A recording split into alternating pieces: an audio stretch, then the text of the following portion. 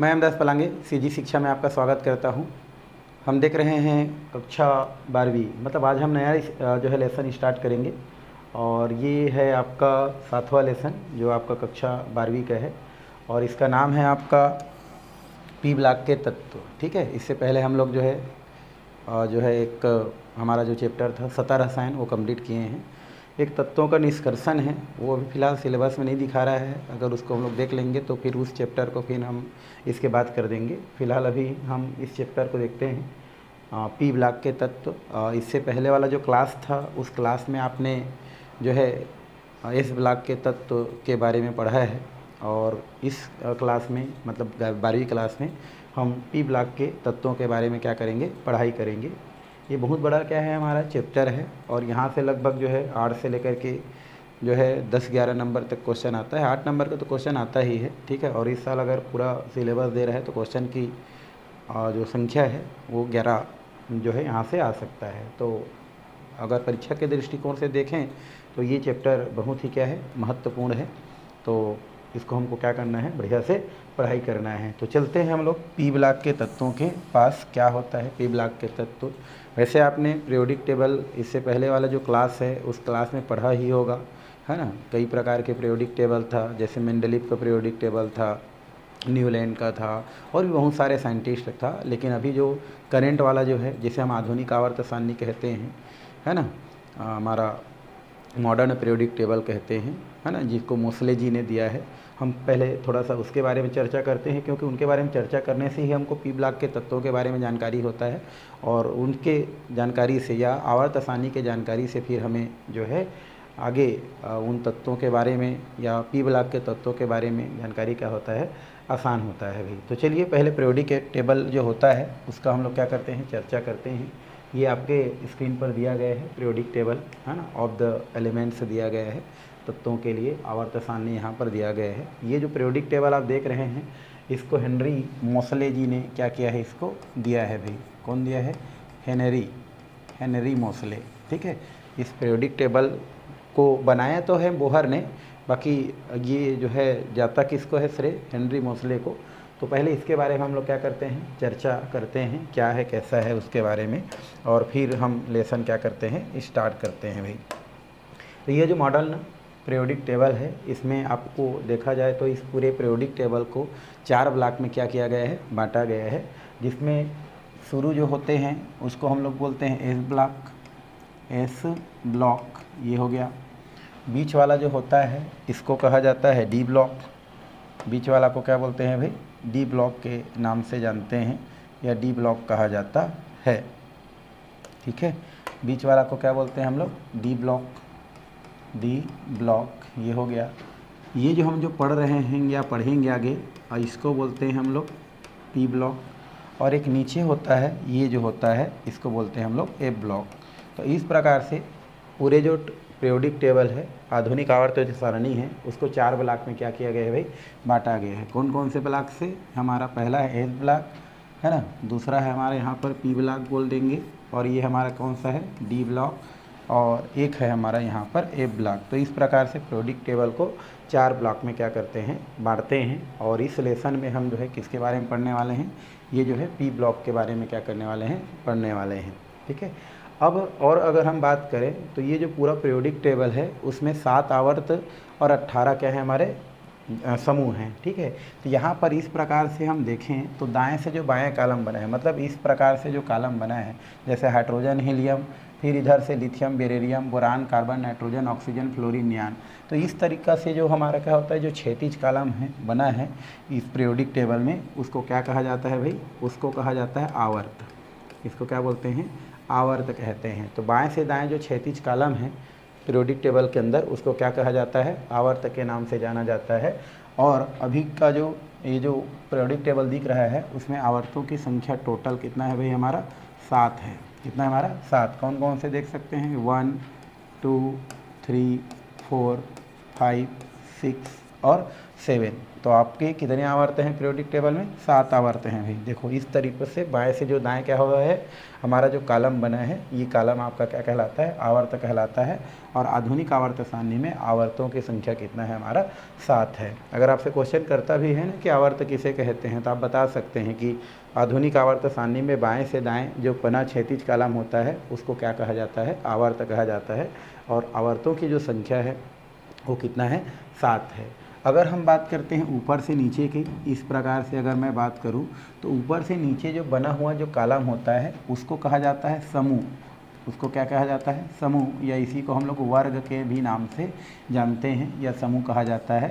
और इसकी टोटल संख्या मैं बात करूं तो इसका टोटल संख्या कितना है हमारा? 18 है भाई। ठीक है, इसको वर्ग के नाम से जानते हैं। और इसके टोटल संख्या हमारा कितना है? हमारा आपका 18 है। जैसे 1 ये हो जाता है आपका 2, ये हो जाता है आपका 3, ये हो जाता है 4, ये हो जाता है 5, ये हो गया 6, ये हो गया 7, इधर आपका क्या हो जाएगा? 8, 9, और उसके बाद 10, 11 है ना, 12, ये है हमारा 13, ये होता है 14, ये होता है 15, ये होता है 16, ये होता है 17, और ये होता है हमारा 18। तो इस प्रकार से 18 क्या है हमारे? वर्ग हैं। तो सबसे पहले तो जानकारी आपको इसी का होना चाहिए कि पीरियोडिक टेबल को कितने ब्लॉक में बांटा गया है? तो 4 ब्लॉक में बांटा गया है। ठीक है, कौन कौन से? एस, पी, डी और एफ। और इसके अंदर 7 आवर्त हैं और 18 वर्ग हैं, है ना, जिसमें आप देख सकते हैं बाएं ऐसे जो दायां कॉलम बना हुआ है क्षैतिज कॉलम, उसको हम लोग क्या बोलते हैं? आवर्त कहते हैं, जिनकी टोटल संख्या कितना है हमारा? 7 है। और ऊपर से नीचे बना हुआ जो ऊर्ध्वाधर कॉलम होता है जिनकी संख्या टोटल 18 है, उसको समूह या वर्ग के नाम से जाना जाता है। अंग्रेजी में बोलेंगे तो ग्रुप के नाम से जाना जाता है। और इसमें पीरियड आवर्त बोलें तो पीरियड के नाम से जाना जाता है भाई। तो ये तो हो गया इसकी एक बेसिक जानकारी जो आपको पता होना चाहिए। अब जो है हम और बात करें तो यहाँ पर क्या होता है, जो पीरियोडिक टेबल है, इन पीरियोडिक टेबल को चूँकि कितने ब्लॉकों में बांटा गया है? 4 ब्लॉकों में बांटा गया है। ये 4 ब्लॉक रियल में क्या होता है? सब सेल को प्रदर्शित करता है भाई। सब सेल क्या होता है हमारा? तो ये आप क्वांटम संख्या में पढ़े हैं, है ना, सब सेल के बारे में। द्विघंसी क्वांटम संख्या था जिसमें 4 सब सेल था हमारा, एस, पी, डी, और ये हमारा क्या होता है? एफ। तो टोटल सब सेलों की संख्या कितना है हमारा? 4 है। और आप ये भी जानते हैं कि एक सब सेल में इलेक्ट्रॉन की संख्या की बात करें तो इसमें 2 इलेक्ट्रॉन, पी में 6 इलेक्ट्रॉन, डी में आपका 10 इलेक्ट्रॉन, डी में कितना इलेक्ट्रॉन भाई? 10 इलेक्ट्रॉन। और एफ में बात करूं तो 14 इलेक्ट्रॉन क्या किया जाता है? भरा जाता है। 14 इलेक्ट्रॉन भरते हैं। और कक्षक की संख्या बात करें तो एस में आपका 1 कक्षक होता है, पी में बात करें तो 3 कक्षक होता है, डी में बात करें तो यहाँ पर 5 कक्षक होता है। और अगर मैं एफ में बात करूँ तो इसमें टोटल आपका 7 कक्षक क्या होता है? पाया जाता है। और एक कक्षक में अधिकतम जो है देखें तो 2 इलेक्ट्रॉन भर सकता है। तो पी में इस प्रकार से भरते हैं तो टोटल 6 इलेक्ट्रॉन भरता है। तो इस प्रकार से एस ब्लॉक में 2 इलेक्ट्रॉन, पी ब्लॉक में जो है 6 इलेक्ट्रॉन, डी में 10 और एफ में 14 इलेक्ट्रॉन भरते हैं। और ये उनके इलेक्ट्रॉनिक विन्यास को शो करता है। ठीक है, जो पॉली ने बताया है बोल सकते हैं। और उसी के बेसिस पर, इनमें भरने वाले इलेक्ट्रॉन के बेसिस पर ही पूरे पीरियोडिक टेबल को क्या किया गया है? आपको जो है इतने भागों में, इतने समूह में क्या किया गया है? बांटा गया है। जैसे एस ब्लॉक में हम कितना इलेक्ट्रॉन भरते हैं? 2 इलेक्ट्रॉन भरते हैं, एक इलेक्ट्रॉन, इसलिए इसको 2 ग्रुप में बांटा गया है, पहला ग्रुप और दूसरा ग्रुप, है ना। तो ये पहला ग्रुप और दूसरा ग्रुप आता है, पहला समूह और दूसरा समूह, उसको किस में रखते हैं? एस ब्लॉक में रखते हैं। क्यों? क्योंकि एस ब्लॉक में अधिकतम हम कितना कर सकते हैं? 2 इलेक्ट्रॉन भर सकते हैं। जैसे इलेक्ट्रॉनिक विन्यास लिखते हैं तो 1s2 ही लिखते हैं, तो 2 ही इलेक्ट्रॉन भर सकते हैं। तो उसके बेसिस पर इनके 2 वर्ग रखाए गए हैं। और पहला वर्ग और दूसरा वर्ग जो कि है वो एस ब्लॉक के अंतर्गत आता है। अगर हम पी ब्लॉक की बात करें तो पी में हम देखें तो पी जो होता है उसमें टोटल 6 इलेक्ट्रॉन आता है। कितना आता है? 6 इलेक्ट्रॉन। और जब इलेक्ट्रॉनिक विन्यास लिखते हैं तो और पूरा भरा रहता है तो इसको P6 लिखा जाता है, क्योंकि 6 इलेक्ट्रॉन आता है, इस वजह से इसके 6 ग्रुप है, देख सकते हो। ये आपका हो गया 1 2 3 4 5 और ये 6 है। तो इसलिए इसको जो है 6 भागों में क्या करते हैं? हम लोग बांट सकते हैं और बांट के पढ़ते हैं। मतलब हम बोल सकते हैं पी ब्लॉक के जो तत्व हैं उनको 6 ग्रुप में, 6 समूह में क्या किया गया है? बांटा गया है। अगर हम डी की बात करें, अगर हम क्या करें? डी की बात करें तो डी में आपका टोटल 5 कक्षक होते हैं भाई। टोटल कितने कक्षक होते हैं? 5। इसलिए इलेक्ट्रॉनों की संख्या इसमें कितना होता है? टोटल 10 आता है। और इस वजह से पूरे डी ब्लॉक के जो तत्व हैं उसको 10 समूह में बांटा गया है। देखो यहाँ पर ऐसे 1 2 3 4 5 6 7 8 9 और ये हो गया 10। क्यों? क्योंकि डी कक्षक में 10 इलेक्ट्रॉन होता है और उसके बेसिस पर हम बोल सकते हैं कि इसको जो है आपको कितने भागों में बांटा गया है, 10 भागों में बांटा गया है। और मैं बात करूं किसका, एफ ब्लॉक का, तो एफ में कितना होता है, 14 इलेक्ट्रॉन होता है और 14 इलेक्ट्रॉन की वजह से इसको 14 ग्रुप में बांटा गया है, मतलब 14 ठो इसका कॉलम बना है। देखो 1 2 3 4 5 6 7 8 9 10 11 12 13, है ना। और ये आपका लेंथेनम रियल में यहाँ का है, तो यहाँ से काउंट करेंगे तो ठीक रहेगा। 1 2 3 4 5 6 7 8 9 10 11 12 13 है 14। लेंथेनम रियल में कहाँ का है भाई, ये यहाँ पर का है, तो लेंथेनम को यहाँ से काउंट नहीं करना है। कहाँ से काउंट करना है, सीरियम से काउंट करना है और इसको थ्योरियम से काउंट करना है। तो टोटल इसको 14 भागों में क्या किया गया है, बांटा गया है। तो ये सब हम बोल सकते हैं उसी एस कक्षक में पाए जाने वाले इलेक्ट्रॉन, पी कक्षक में पाए जाने वाले इलेक्ट्रॉन, डी कक्षक में पाए जाने वाले इलेक्ट्रॉन के आधार पर इनको क्या किया गया है, इतने भागों में क्या किया गया है भाई, बांटा गया है। तो ये भी एक हमारे क्या होता है, जानकारी के अंतर्गत हम क्या कर सकते हैं, इसको रख सकते हैं, रखा जा सकता है। और भी पीरियोडिक टेबल के अंदर कुछ कुछ बातें हैं जिन बातों को हमको क्या करना है, अभी थोड़ा सा जानना है, समझना है या आगे देखना है। ठीक है, तो ये तो हो गया आवर्त के बारे में और वर्ग के बारे में। ठीक है, तो हम लोग किसके देखेंगे, आवर्त और वर्ग के बारे में थोड़ा सा क्या कर रहे हैं, ये चर्चा कर रहे हैं। तो आवर्त आपने देख लिया, वर्ग देख लिया, और भी इसमें कुछ कुछ जानकारी है जो आपको देखना है। जब भी आप क्या करते हैं, आवर्त सारणी में क्या करते हैं, ऊपर से नीचे आते जाते हैं। जैसे ऊपर से हम नीचे आते हैं ना, है ना, ये जैसे hydrogen, lithium, sodium, potassium, rubidium, caesium और फ्रांसीडियम। ठीक है, तो वैसे वैसे आकार यहाँ पर क्या होते जाता है, आपका बढ़ते जाता है। आकार क्या होते जाता है, आपका बढ़ते जाता है। परमाणु का आकार बढ़ते जाता है, बढ़ते जाता है।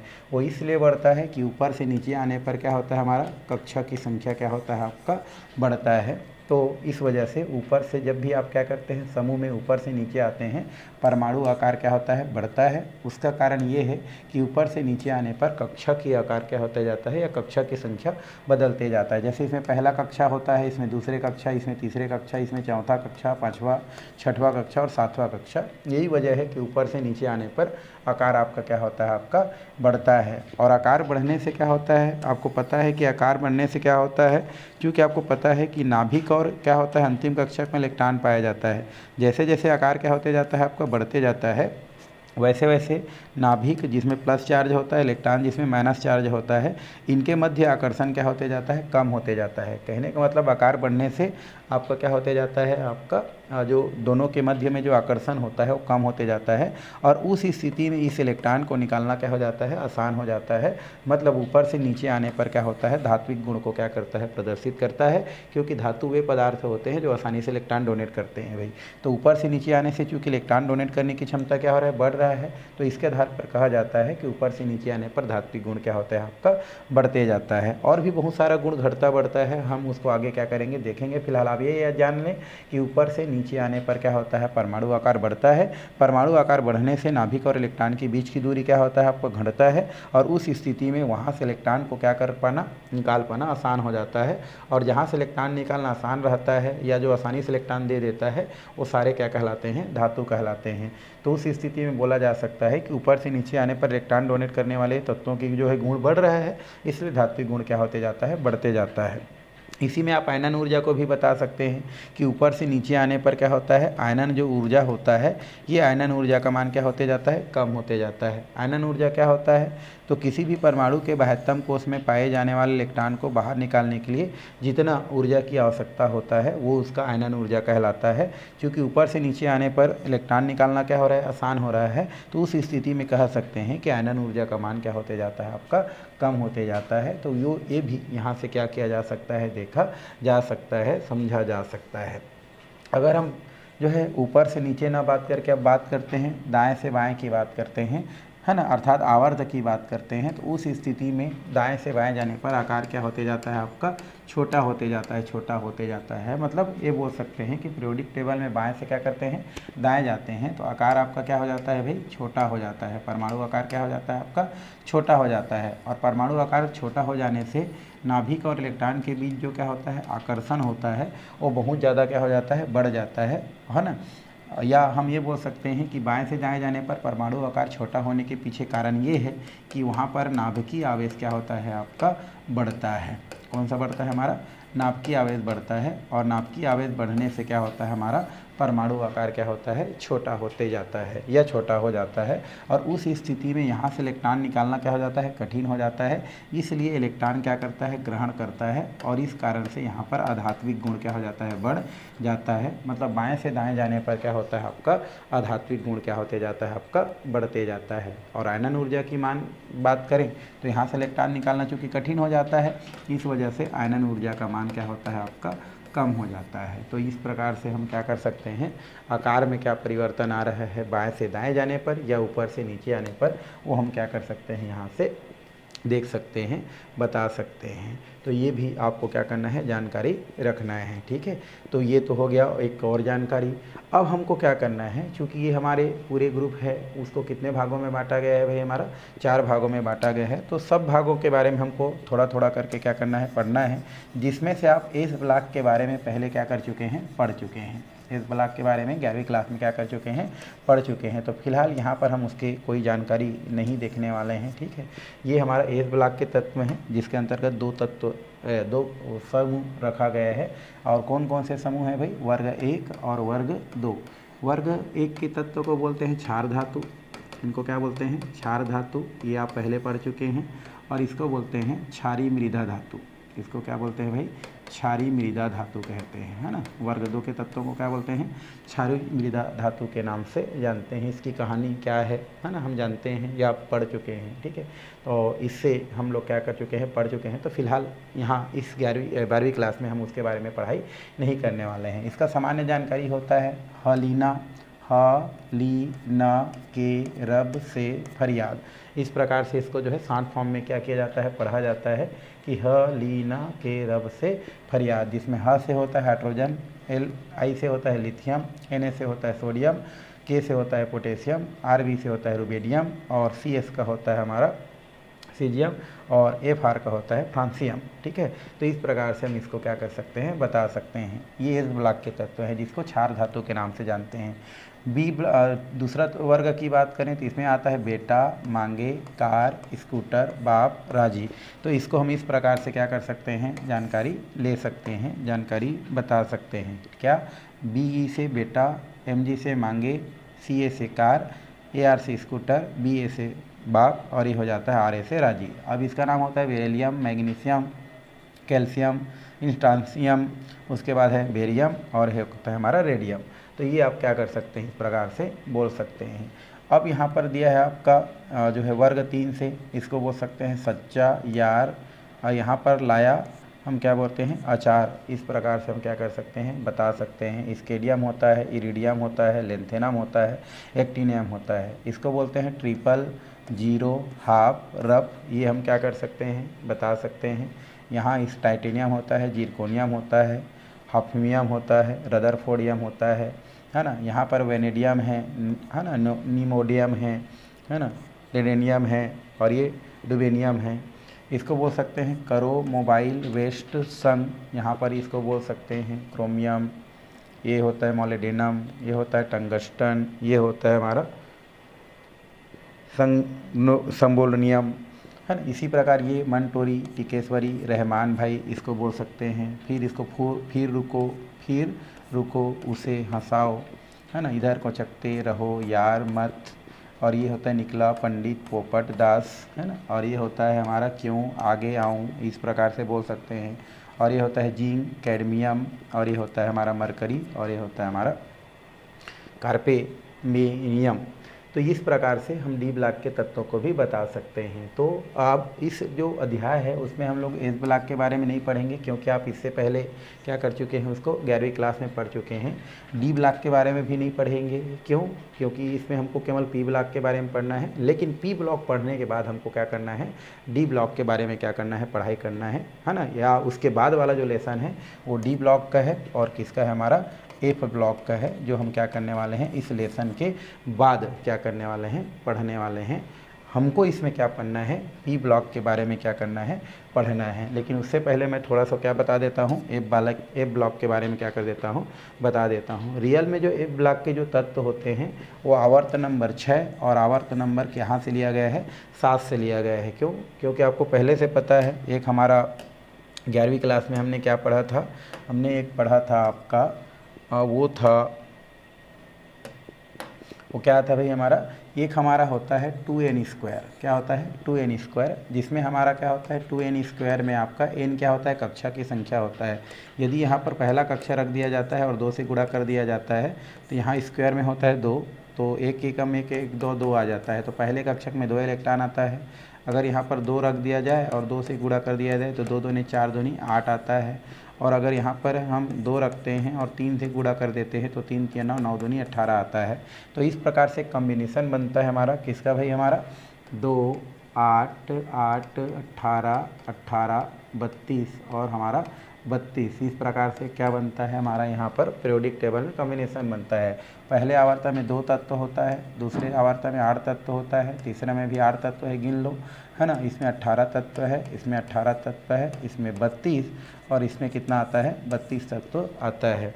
तो इसमें जो क्या होता है, ये जो 32 तत्व होता है, तो इसमें देखेंगे तो केवल कितना है, 18 तत्व हैं। इसमें भी देखेंगे तो टोटल 18 तत्व है, ठीक है।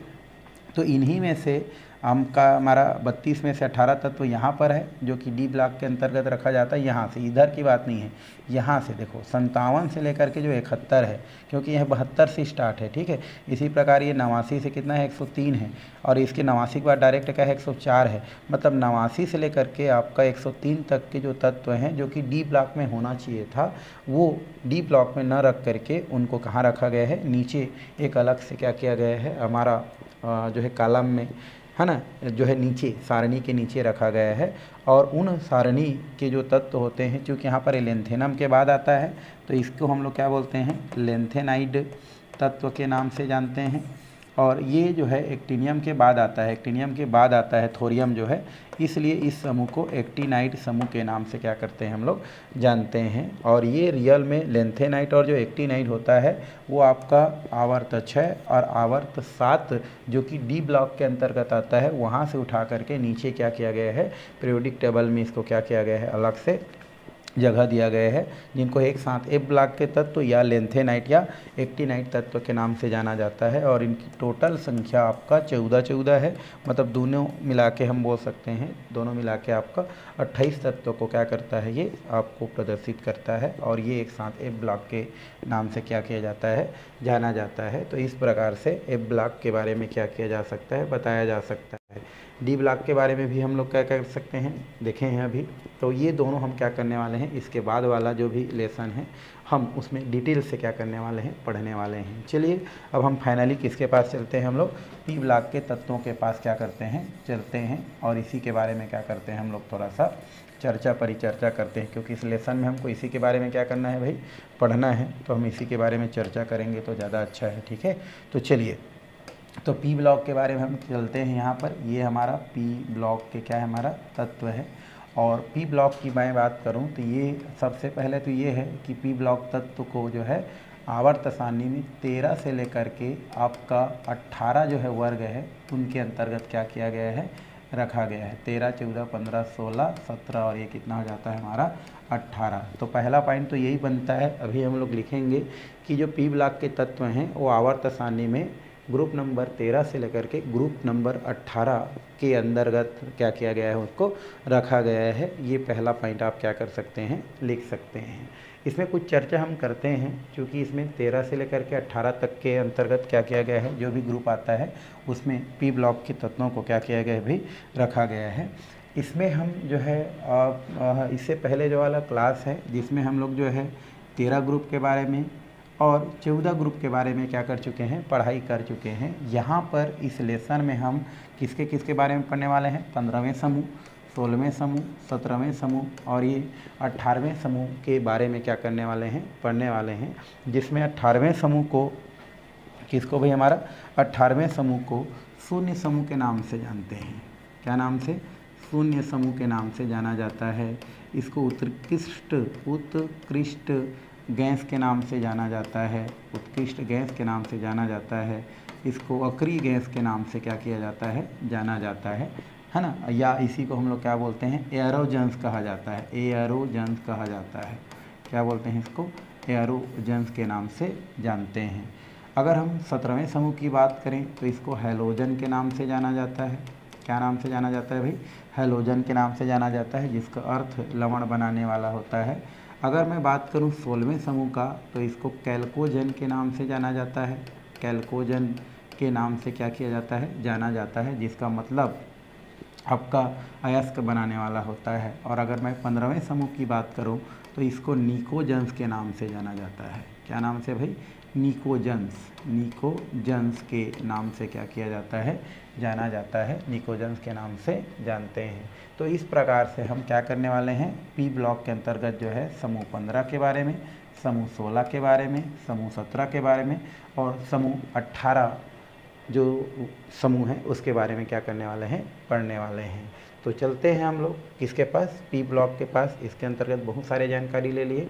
अब हम पी ब्लॉक के बारे में क्या करते हैं, कुछ लिखते हैं और फिर चालू कहाँ करते हैं पढ़ाई से अपना जो है हम नाइट्रोजन परिवार से या नाइट्रोजन जो समूह है वहाँ से क्या करते हैं, स्टार्ट करते हैं भाई। ठीक है, तो चलिए हमारा चलते हैं पी ब्लॉक के जो तत्व हैं उसके पास चलते हैं। और ये है हमारा नाइट्रोजन परिवार। तो नाइट्रोजन परिवार तो देखेंगे, पहले हम लोग क्या करते हैं, थोड़ा सा पी ब्लॉक के जो तत्व हैं इसके बारे में क्या करते हैं, हम लोग थोड़ा सा जानकारी क्या करते हैं भाई, प्राप्त करते हैं। तो पी ब्लॉक के तत्व में हम पहला पॉइंट तो ये लिख सकते हैं, क्या लिख सकते हैं कि जो है आवर्त सारणी में समूह 13 से लेकर के समूह 18 तक के अंतर्गत जो है पी ब्लॉक के तत्वों को क्या किया गया है, रखा गया है। तो बोल सकते हैं हम लोग आधुनिक आवर्त सारणी में, आधुनिक आवर्त सारणी में पी ब्लॉक के तत्वों को, पी ब्लॉक के तत्वों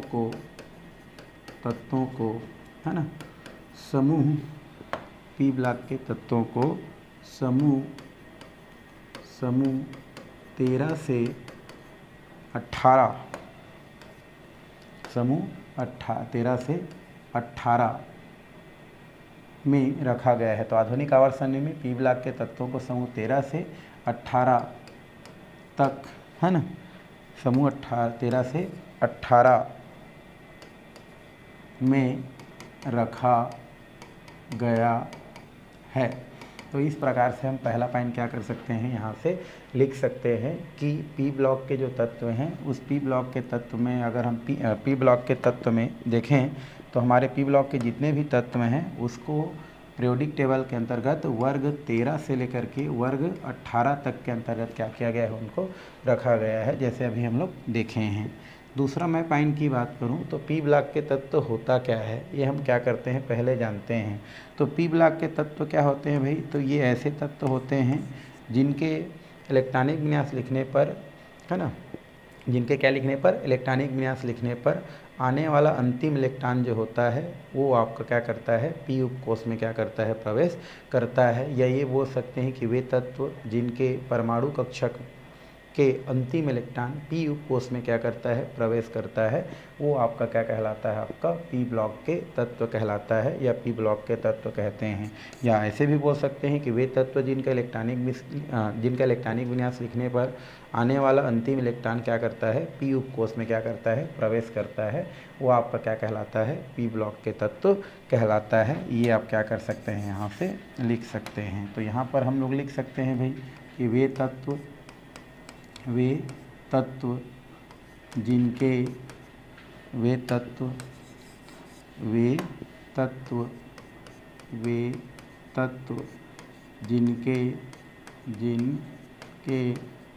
परमाणु कक्षक के अंतिम इलेक्ट्रॉन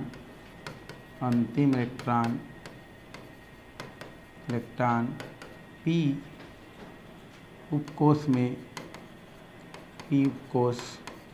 में प्रवेश करता है ना। पी ब्लॉक के तत्व कहलाते हैं, पी ब्लॉक के तत्व कहलाते हैं। तो लिख सकते हैं पी ब्लॉक के तत्व कहलाते हैं। तो इस प्रकार से आप पी ब्लॉक के तत्वों को हम क्या कर सकते हैं, परिभाषित कर सकते हैं। कैसे भाई, कि वे तत्व जिनके परमाणु कक्षक के अंतिम इलेक्ट्रॉन पी कोष में प्रवेश करता है वही क्या कहलाता है, आपका पी ब्लॉक के तत्व कहलाता है। या वे तत्व जिनका इलेक्ट्रॉनिक विन्यास लिखने पर आने वाला अंतिम इलेक्ट्रॉन पी उपकोष में क्या करता है, प्रवेश करता है, तो वही क्या कहलाता है, आपका पी ब्लॉक के तत्व कहलाता है। चाहेंगे तो आप उसको भी लिख सकते हैं कि वे तत्व जिनका इलेक्ट्रॉनिक विन्यास लिखने पर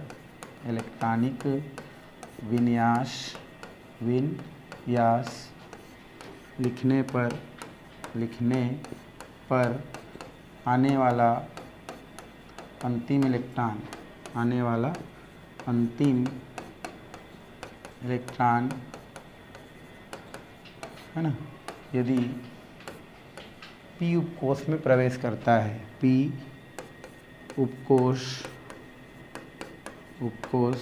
में प्रवेश करता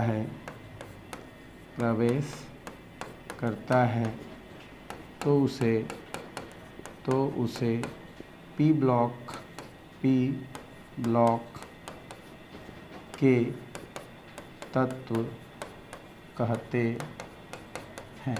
तो इस प्रकार से हम पी ब्लॉक के बारे में सामान्य जानकारी क्या कर सकते हैं भाई, ले सकते हैं, बता सकते हैं। तो ये तो हो गया पी ब्लॉक के बारे में सामान्य जानकारी। बाकी जानकारी मैं वहाँ पर दे चुका हूँ, कौन क्या है कैसा है, तो इसमें इतना ही फिलहाल, ठीक है। तो अगर मान लो क्वेश्चन कर देता है कि पी ब्लॉक के तत्व क्या हैं, बता सकते हैं वे तत्व जिनके परमाणु कक्षक में अंतिम इलेक्ट्रॉन पी उपकोष में प्रवेश करता है तो उसे हम क्या कहते हैं, पी ब्लॉक के तत्व कहते हैं। या तो आप बोल सकते हैं कि वे तत्व जिनका इलेक्ट्रॉनिक विन्यास लिखने पर आने वाला अंतिम इलेक्ट्रॉन किस में प्रवेश करता है, हमारा पी उपकोष में प्रवेश करता है, तब भी उसे हम पी ब्लॉक के तत्व कहते हैं। तो ये पी ब्लॉक के तत्वों के क्या हो गया, आपका एक सामान्य जानकारी हो गया। चलिए अब हम चलते हैं समूह 15 के तत्व। किसके पास चलते हैं, समूह 15 के तत्व के पास क्या करते हैं, हम लोग चलते हैं, ठीक है। क्योंकि हम लोग समूह 13 और समूह 14 के जो तत्व हैं उसके बारे में हम क्या कर चुके हैं, पढ़ाई कर चुके हैं। किस क्लास में, 11वीं क्लास में। तो हम इसमें क्या करने वाले हैं, समूह 15 के तत्व के बारे में क्या करने वाले हैं, पढ़ने वाले हैं, जानने वाले हैं, जिसको नाइट्रोजन परिवार के नाम से जानते हैं। क्यों, क्योंकि उस समूह का पहला तत्व क्या है, नाइट्रोजन है, इस कारण से उसे हम क्या कहते हैं, नाइट्रोजन परिवार के नाम से जानते हैं। तो यदि हम 15 समूह की बात करें तो 15 समूह के तत्वों के अंतर्गत कुछ तत्व रखा गया है जिसको हम निम्न प्रकार से दर्शा सकते हैं। वो होता है हमारा न्यूज पेपर आज सब बिक गया। हम 15वें समूह की बात कर रहे हैं, तो ये होता है न्यूज पेपर आज सब बिक गया। तो ये इसमें कुछ 5 तत्व रखा गया है हमारा, जिसमें पहला को बोलते हैं हम लोग क्या भाई, नाइट्रोजन। पहला को क्या बोलते हैं, नाइट्रोजन। दूसरा को क्या बोलते हैं, फास्फोरस कहा जाता है। तीसरा को क्या बोलते हैं, आर्सेनिक बोल सकते हैं। इनको बोलते हैं एंटीमनी, ठीक है, एंटीमनी। और इसको बोलते हैं बिस्मथ के नाम से जानते हैं। तो पहला तो आपको यही जानना है कि जो 15वें समूह के तत्व हैं उसके अंतर्गत कौन कौन से तत्व रखा गया है।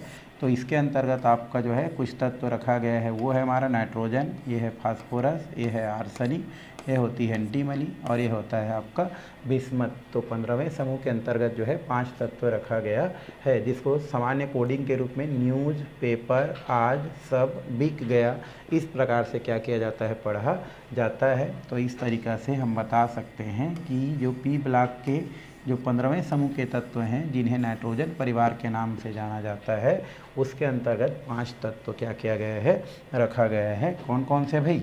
नाइट्रोजन, फास्फोरस, एस को आर्सेनिक बोलते हैं, Sb को एंटीमनी, और लास्ट होता है हमारा बिस्मथ के नाम से क्या किया जाता है, जाना जाता है। ठीक है, इनमें से अगर हम बात करें तो ये जो दोनों तत्व हैं ये आपका क्या होते हैं, अधातु प्रकृति के होते हैं।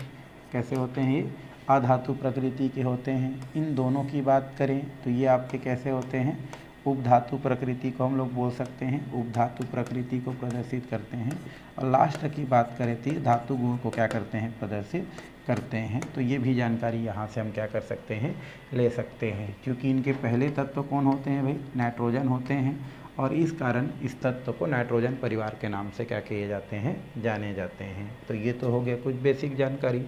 साथ ही साथ अगर हम देखें तो इस तत्व को निकोजन्स के नाम से जाने जाते हैं। इस समूह को क्या नाम से भाई, निकोजन्स, निकोजन्स, निकोजन्स के नाम से क्या करते हैं, जाने जाते हैं। क्या बोलते हैं इसको, निकोजन्स बोलते हैं, निकोजन्स कहा जाता है। ये भी क्या किया जाता है, इसको जाना जाता है। तो इसको क्या नाम से जानते हैं भाई, निकोजन्स के नाम से जानते हैं। क्या बोलते हैं इसको, निकोजन्स, निकोजन्स भी कहा जाता है। ये जो निकोजन्स होता है वो आपका एक वर्ड है, ग्रीक वर्ड, कौन सा हमारा भाई, ग्रीक वर्ड, उससे लिया गया है, वो है हमारा निको, है ना, MGS, इससे क्या किया गया है, लिया गया है। और इसका मीनिंग अगर मैं देखूं तो इसका होता है दम घोटने वाला, है ना, दम घोटने वाला। मतलब इनके संपर्क में अगर कोई आदमी क्या हो जाता है, आ जाता है, तो उनको घुटन महसूस होता है। तो निकोजन्स का अर्थ क्या होता है भाई, दम घोटने वाला होता है। तो हम ये भी बोल सकते हैं कि नाइट्रोजन जो परिवार है या नाइट्रोजन के अंतर्गत आने वाले जो परिवार हैं या जो तत्व हैं उनको क्या नाम से जाना जाता है, निकोजन्स के नाम से जाना जाता है। ये एक हमारा ग्रीक वर्ड दिया गया है, हमारा ग्रीक क्या दिया है, हमारा वर्ड दिया है निकोम्स, इससे लिया गया है, जिसका अर्थ क्या होता है, दम घोटने वाला होता है। यदि मैं नाइट्रोजन परिवार के यौगिक की बात करूँ, किसकी बात करूँ, नाइट्रोजन परिवार के यौगिक की बात करूँ, तो इसको निको, है ना, नाइट्स के नाम से जाना जाता है, निको नाइट्स कहा जाता है। क्या बोलते हैं इसको, निकोनाइट्स बोलते हैं। किसको, नाइट्रोजन परिवार के जो यौगिक होते हैं उनको निकोनाइट्स के नाम से जाना जाता है। तो इस तरीक़े से समूह 15 के अंतर्गत कौन कौन से तत्व आता है उसको हम क्या कर सकते हैं, इस प्रकार से बता सकते हैं, बताया जा सकता है भाई। ठीक है, तो कौन कौन से तत्व आ रहे हैं, 5 तत्व। क्या नाम से जानते हैं इसको, निकोजन्स, जो कि आपका निकोम्स, जो कि ग्रीक वर्ड है, से लिया गया है, जिसका अर्थ दम घोटने वाला होता है। और नाइट्रोजन परिवार के जितने भी तत्व हैं उनके जो यौगिक होता है उसको निकोनाइट्स के नाम से जाना जाता है। क्या नाम से जानते हैं भाई इसको, निकोनाइट्स, निकोनाइट्स के नाम से जाना जाता है। तो ये तो हो गया आपका 15वें समूह का परिचय। क्या हो गया, परिचय। चलिए अब आगे और क्या है उसको हम क्या करते हैं, देखते हैं। अब देख रहे हैं प्राप्ति स्थान या उपलब्धता। उपलब्धता या प्राप्ति स्थान का मतलब क्या होता है भाई, तो समूह 15 के जो तत्व हैं वो कैसे रूप में, किस रूप में क्या होता है, पाया जाता है। हम थोड़ा सा चर्चा इसी के बारे में क्या करते हैं, यहाँ पर करते हैं। तो ज़्यादा के तो नहीं, कुछ तत्वों के बारे में हम करेंगे चर्चा। सबसे पहले हम लोग करते हैं चर्चा नाइट्रोजन का। किसके बारे में करते हैं हम लोग भाई, नाइट्रोजन। ये जो नाइट्रोजन है, अगर इसके बारे में चर्चा परिचर्चा अगर करें तो नाइट्रोजन की बात करें तो नाइट्रोजन जीव जंतु और पेड़ पौधों के लिए बहुत ही आवश्यकता है भाई, है ना। यह जीव जंतु और पेड़ पौधों के लिए अति आवश्यक तत्व हैं। यह, है ना, जीव जंतु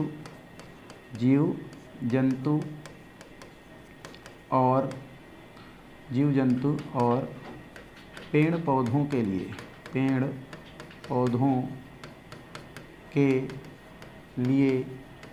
अति आवश्यक तत्व है। अति आवश्यक क्या है हमारे भाई, तत्व हैं। पहला चीज़ तो यही कर सकते हैं कि जो नाइट्रोजन होता है वो जीव जंतुओं के लिए, मतलब हमारे लिए बोल सकते हैं, और पेड़ पौधों के लिए बहुत ही क्या होते हैं, आवश्यक तत्व होते हैं। क्यों, क्योंकि प्रोटीन का निर्माण नाइट्रोजन से होता है, अमीनो अम्ल का निर्माण नाइट्रोजन से होता है, और भी बहुत सारे हमारे पदार्थ हैं जिनका निर्माण नाइट्रोजन से होता है, और जो हमारे लिए बहुत ही क्या है, महत्वपूर्ण हमारे क्या होते हैं, अवयव के अंतर्गत आते हैं। ठीक है, क्योंकि क्योंकि क्योंकि यहाँ पर बोल सकते हैं नाइट्रोजन से, है ना, प्रोटीन हो गया, अमीनो अम्ल हो गया, अमीनो अम्ल आदि, ठीक है, हमारे यौगिक, है ना, आदि यौगिक बनते हैं। तो आदि यौगिक बनते हैं हमारे।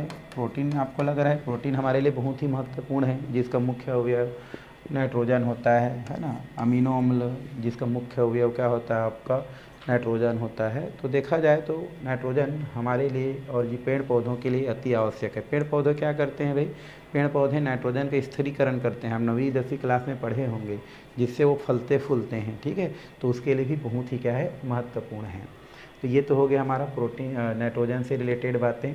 तो ये जीव जंतु पेड़ पौधों के लिए अति आवश्यक तत्व है। नाइट्रोजन प्रोटीन में, अमीनो अम्ल में क्या होते हैं, बहुत जो है मात्रा में पाए जाते हैं। क्योंकि प्रोटीन हो गया, अमीनो अम्ल हो गया, वो नाइट्रोजन के यौगिक होते हैं, मतलब उसमें नाइट्रोजन क्या होते हैं, पाए जाते हैं। तो ये उसकी उपलब्धता की बात कर रहे हैं। अगर हम बात करें वायुमंडल में, तो वायुमंडल में इसकी उपलब्धता 78% है। आपको पता है वायुमंडल में नाइट्रोजन की उपलब्धता, है ना, नाइट्रोजन की मात्रा कितना परसेंट है भाई हमारा, 78% क्या किया गया है, पाया जाता है या पाई जाती है। ये आप पहले से जानते हैं कि अगर हम वायुमंडल में देखें तो हमारा जो नाइट्रोजन होता है ये आपको कितना परसेंट पाया जाता है भाई, 78% पाया जाता है, जो अन्य गैसों से सबसे ज़्यादा मात्रा में क्या होता है, पाया जाता है। तो ये तो हो गया ऊपर की जानकारी कि नाइट्रोजन कहाँ कहाँ पर क्या हो सकता है, उपस्थित हो सकता है। ठीक है, तो ये तो आपके हो गया। इसके अलावा नाइट्रोजन हमारा जो है कुछ यौगिक के रूप में पाया जाता है, जैसे सोडियम नाइट्राइट होता है ना, ये हमारा क्या होता है, इस रूप में पाया जाता है। पोटेशियम नाइट्रेट होता है, इस रूप में पाया जाता है, या इसी को हम सोडियम नाइट्रेट लिख देते हैं। ठीक है, तो भी ठीक चलेगा। तो ये होता है सोडियम नाइट्रेट हो गया, है ना। पोटेशियम नाइट्रेट, इसको नाइटर के नाम से जाना जाता है। क्या नाम से भाई, नाइटर से, इस रूप में पाया जाता है। सोडियम चिली साल्ट पीटर बोलते हैं, चिली साल्ट पीटर के नाम से क्या करते हैं, जानते हैं। तो इस रूप में क्या पाया जाता है, हमारा नाइट्रोजन प्रकृति में पाया जाता है। वैसे तो नाइट्रोजन के बहुत सारे यौगिक है भाई, अमोनिया बोल सकते हैं, इसमें नाइट्रोजन पाया जाता है, और भी बहुत सारे हमारे नाइट्रोजन के यौगिक हैं जिनमें नाइट्रोजन क्या होता है, आपका उपलब्ध होता है। तो ये हो गया आपका सामान्य जानकारी, कहाँ से, नाइट्रोजन की उपलब्धता, मतलब नाइट्रोजन हमारे प्रकृति में किस किस रूप में क्या होता है, पाया जाता है। चलिए अब हम थोड़ा सा बात कर लेते हैं फास्फोरस का। किसका बात करते हैं भाई, फास्फोरस का। फास्फोरस का फार्मूला क्या होता है भाई, पी होता है, इसे हम फास्फोरस के नाम से जानते हैं, फास्फोरस।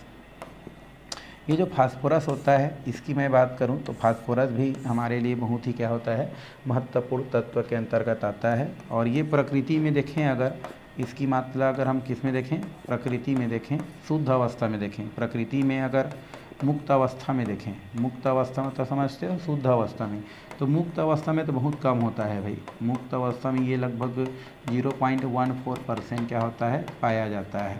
0.14% क्या होता है, ये पाया जाता है, उससे ज़्यादा नहीं पाया जाता है भाई, इतना ही पाया जाता है। ठीक है, कितना परसेंट, 0.14% ये प्रकृति में उपलब्धता होता है। ठीक है, लेकिन अगर हम इसको संयुक्त अवस्था में बात करें, है ना, तो ये जो है कई अवस्था में पाया जाता है। फास्फोरस हमारे हड्डी के लिए, दांत के लिए, है ना, और भी बहुत सारे हमारे क्या होते हैं, कामों में क्या किया जाता है, फास्फोरस का उपयोग किया जाता है। और ये जो फास्फोरस होता है शुद्ध अवस्था में आपका 0 पॉइंट कितना होता है हमारा, 14%। और अगर हम संयुक्त अवस्था में देखें, किस अवस्था में, संयुक्त अवस्था, अगर हम संयुक्त अवस्था में बात करें तो ये बहुत सारे यौगिकों के रूप में क्या होता है, पाया जाता है। जैसे होता है पहला फास्फोराइट, फास्फोराइट बोलते हैं, फास्फो क्या कहा जाता है, राइट कहा जाता है। इसका सामान्य फार्मूला Ca3, और ये कोष्टक में कितना हो जाता है, PO4, और ये हो जाता है 2। इसको हम लोग फास्फोराइट के नाम से जानते हैं। इस प्रकार से ये पाया जाता है। एक होता है क्लोरेपेटाइट, क्लोरेपेटाइट क्लोरेपेटाइट कहा जाता है। इसका भी फार्मूला हम देखें तो ऐसे ही होता है, Ca3 कोष्टक में PO4, यहाँ पर क्या होता है भाई, ये हो जाता है Ca3 कोष्टक में क्या हो जाता है PO4 और ये हो जाता है 2, और यहाँ पर होता है कैल्शियम क्लोराइड, ये हमारा होता है क्लोरेपेटाइट। इस रूप में क्या होता है हमारा जो है फास्फोरस पाया जाता है। थर्ड बात करेंगे तो फ्लोरेपेटाइट बोल सकते हैं। फ्लोरेपेटाइट, फ्लोरे एक क्लोरे था, अभी क्या है फ्लोरेपेटाइट। इसमें क्या होता है कैल्शियम तो रहता ही है, फास्फेट तो रहता ही है ना। यहाँ पर क्या हो जाता है कैल्शियम क्लोराइड जुड़ जाता है, तो इसको हम लोग फ्लोरेपेटाइट कहा जाता है। तो इस रूप में हमारा प्रकृति में क्या होता है फास्फोरस पाया जाता है या उपस्थित रहता है। विवेनाइट होता है, ये भी हमारे प्रकृति में पाया जाता है। तो ये तो हो गया फास्फोरस के उपलब्धता, और ज़्यादातर इन्हीं दोनों के बारे में क्या किया जाता है, आपसे क्वेश्चन किया जाता है। आगे अगर हम बात करें आर्सेनिक का और एंटीमनी का, और अगर हम बात का बिस्मथ का, तो ये आपका आर्सेनिक सल्फाइड के रूप में है ना, ये आपका स्टुबिन के रूप में है ना, और ये आगे हम जो है बिस्मुथीन के रूप में क्या बोल सकते हैं, ये पाया जाता है। तो ये सब के बारे में हमको थोड़ा सा ज़्यादा जानकारी नहीं लेना है, क्योंकि ज़्यादा हमको फोकस किस पर करना है, हमको N और P पर क्या करना है, फोकस करना है। तो ये तो हो गया उपलब्धता, किसकी उपलब्धता, 15वें समूह के तत्वों की उपलब्धता हम क्या कर लिए, देख लिए। ये हम लोग देख लिए भाई, फास्फोरस के बारे में देख लिए, नाइट्रोजन के बारे में क्या कर लिए, देख लिए, आर्सेनिक के बारे में क्या कर लिए, देख लिए। ठीक है, चलिए अब हम थोड़ा सा चलते हैं इलेक्ट्रॉनिक विन्यास। किसके पास, इलेक्ट्रॉनिक विन्यास। इलेक्ट्रॉनिक विन्यास क्या होता है आप जानते हैं भी, पहले 11वीं क्लास में क्या कर चुके हैं, आप पढ़ चुके हैं। हम इलेक्ट्रॉनिक विन्यास देखें तो इलेक्ट्रॉनिक विन्यास क्या होता है, तो विभिन्न कक्षकों में इलेक्ट्रॉनों का जो वितरण होता है वही इलेक्ट्रॉनिक विन्यास कहलाता है। और नाइट्रोजन परिवार के जो तत्व हैं है ना, उसकी अगर बात करें तो सामान्य इलेक्ट्रॉनिक जो विन्यास होता है वो आपका NH2 और Np क्या होता है हमारा 5 को प्रदर्शित करता है, 3 को प्रदर्शित करता है। तो सामान्य इलेक्ट्रॉनिक विन्यास देखें, अगर सामान्य इलेक्ट्रॉनिक विन्यास किसका, तो समूह 15 के तत्वों का सामान्य इलेक्ट्रॉनिक विन्यास की अगर मैं बात करूं तो इसका सामान्य इलेक्ट्रॉनिक विन्यास ना अंतिम कक्षक इलेक्ट्रॉनिक विन्यास को लिखा जाता है। तो इसका सामान्य इलेक्ट्रॉनिक विन्यास होता है NS 1 से लेकर के कितना आएगा हमारा 2, वैसे तो 2 ही आएगा, तो इसको डायरेक्ट 2 कर देते हैं। तो NS क्या हो जाता है 2 हो जाता है, और NP 3 ये हमारा सामान्य क्या होता है इलेक्ट्रॉनिक विन्यास होता है। और ये जो इलेक्ट्रॉनिक विन्यास हम लिखे हैं वो अंतिम कक्षा को क्या करता है, प्रदर्शित करता है, और इसी को हम इलेक्ट्रॉनिक विन्यास के तौर पर मानते हैं। ठीक है, लिखना तो अभी पूरा है। तो P ब्लॉक के जो तत्व हैं उनका समान इलेक्ट्रॉनिक विन्यास क्या होता है, NH2 और Np क्या होता है 3 होता है। अर्थात अंतिम में हम देखें तो टोटल कितना होता है हमारा 5 इलेक्ट्रॉन होता है। ऐसे भी लिख सकते हैं 15वें समूह के तत्व हैं तो अंतिम में कितना इलेक्ट्रॉन होगा, यहाँ पर 2, 8 और कितना होता है 5 इलेक्ट्रॉन ही होता है। और ये उनका सामान्य क्या होता है इलेक्ट्रॉनिक विन्यास होता है। और यहाँ पर जो भी तत्व दिया गया है न्यूज़पेपर आज सब बिक गया, वो सब पे इलेक्ट्रॉनिक विन्यास लिखा जा सकता है। ठीक है भाई, जैसे यहाँ पर ये नाइट्रोजन है, फिर क्या है हमारा फास्फोरस है, आर्सेनिक है, एंटीमनी है, और हमारा क्या है बिस्मथ है। तो सबका इलेक्ट्रॉनिक विन्यास आप क्या कर सकते हैं, लिख सकते हैं। ठीक है, ये आप सीख चुके हैं। ठीक है, तो जैसे इसमें हमारा, वैसे इसमें लिखते कैसे हैं भाई, ये देखो 1s होता है, ये 2s होता है, ये आपका क्या होता है 2p होता है, ये होता है 3s, ये होता है आपका 3p, ये होता है आपका 3d। ठीक है, और ये क्या होता है आपका 4s, ये होता है आपका 4p, ये होता है आपका 4d, ये क्या होता है आपका 4f होता है। ठीक है, यहाँ पर हम जाएंगे तो 5s, ये हो जाता है आपका 5p, ये होता है आपका 5d, और ये क्या हो जाता है आपका 5f। अगर हम आगे चलें तो 6s, ये हो जाता है 6p, ये हो जाता है आपका 6d, 6f तक पहुँचते नहीं हैं तो, और ये हो जाता है 7s, और ये हो जाता है आपका 7p। ये सब अबाउ रूल्स है। ठीक है, सबसे पहले कक्षक किस में भरेगा, इस कक्षक में भरेगा। ठीक है, उसके बाद आपका तीर क्या होते रहता है, आपका चेंज होते जाता है। फिर आपका किस में जाएगा हमारा, इसमें जाएगा, फिर इसमें भरेगा, फिर इलेक्ट्रॉन किस में भरेगा, इसमें, फिर आपका इलेक्ट्रॉन इसमें, और ये इस प्रकार से भरते जाएगा भाई। ठीक है, ये ऐसा। ये हो गया ऐसा, और एक लास्ट है हमारा इस प्रकार से। तो ये हमारा क्या होता है, कॉलम होता है। पहले किस में भरेगा, 1s, फिर 2s, फिर 2p, फिर 3s। ये ऐसा घूमता है ना, ऐसा करके ये ऐसा घूमते रहता है, ठीक है, मतलब यूँ यूँ इस प्रकार से घूमते रहता है। तो उसी आधार पर हम देखें तो इलेक्ट्रॉनिक विन्यास सब का क्या कर सकते हैं, लिख सकते हैं, लिखा जा सकता है। जैसे हम लोग नाइट्रोजन का ही देखते हैं, परमाणु क्रमांक कितना होता है, 7 होता है। हमारे पास 7 इलेक्ट्रॉन है। पहला, हाँ इसके लिए आपको ये भी जानना है, एस में 2 इलेक्ट्रॉन ही भर सकते हैं, पी में आपका 6 भर सकते हैं, 6 से ज़्यादा नहीं, डी में 10 इलेक्ट्रॉन, और एफ में कितना होता है हमारा, 14 इलेक्ट्रॉन भर सकते हैं। उससे ज़्यादा नहीं भर सकते, कम भर सकते हैं आपके, अगर आपके पास है तो पहले हम किसके पास चलते हैं, 1s, तो ये हो जाता है 1s2। अब किसके पास चलेंगे, 2s, तो ये हो जाता है 2s2, क्योंकि s में 2 ही इलेक्ट्रॉन भरता है। अब हम किसके पास चलते हैं, 2p, तो ये हो जाता है 2p। हमारे पास इलेक्ट्रॉन नहीं है उसके लायक, तो कितना बचा है, 3, क्योंकि 2 2 4 और 3 7 हो जाता है। तो इस तरीक़ा से नाइट्रोजन का इलेक्ट्रॉनिक विन्यास लिखा जाता है। तो पहले किस में भरे, 1s में, s में 2 इलेक्ट्रॉन होता है, हमारे पास था, दे दिए। ये होता है 2s, एस में कितना इलेक्ट्रॉन भरता है, 2, इसके पास दे दिए। पी में भरना चाहिए था 6, बट हमारे पास केवल कितना इलेक्ट्रॉन बचा था, 3 इलेक्ट्रॉन बचा था, उसको भी हमने क्या कर लिए, दे दिए। तो ये नाइट्रोजन का इलेक्ट्रॉनिक विन्यास लिखा गया। अगर हम बात करते हैं फास्फोरस का, तो चलिए पहले जैसा ये हो जाएगा 1s2, नीचे किसके पास जाएंगे, 2s2, उसके बाद किसके पास जाएंगे, 2p6 होगा, क्योंकि अभी हमारे पास इलेक्ट्रॉन है। अब गिन लो, 2 2 4 और 10, अभी भी बचा है 5। तो अब किसके पास जाएंगे, 3s में कितना भरेंगे, 2। अब हम जाएंगे 3p, और 3p की बात करें तो ये हो जाता है हमारा 3। तो ये हो जाता है आपका फास्फोरस का। तो इस तरीक़ा से क्या किया जाता है, आपका इलेक्ट्रॉनिक विन्यास लिखा जाता है, या लिखते हैं। कभी कभार क्वेश्चन पूछना चाहे तो पूछ सकते हैं भाई। तो ये तो हो गया आपका इलेक्ट्रॉनिक विन्यास। ये आपका अबाव नियम है, आप 11th क्लास में पढ़ चुके हैं। इसी के बेसिस पर क्या किया जाता है, भरा जाता है। ऐसे नहीं भरेंगे ना, 1s 2s 2p 3s 3p 3d, ऐसा नहीं। पहले 1s, ये तीर ऐसे घूम रहा है ना, यूँ ऐसा, ठीक है, फिर ये कैसा घूमेगा, ऐसा, फिर ये यहाँ भरने के बाद ये चला जाएगा यहाँ, फिर यहाँ भरने के बाद ये चला जाएगा यहाँ, ठीक है, ये भरा जाएगा ये, तो ये चला जाएगा यहाँ, मतलब इसके बाद डायरेक्ट यहाँ, तो ये ऐसा घूमता है, ठीक है। तो ये हो गया इलेक्ट्रॉनिक विन्यास। फिलहाल आज के क्लास हम यहीं पर क्या करते हैं, समाप्त करते हैं।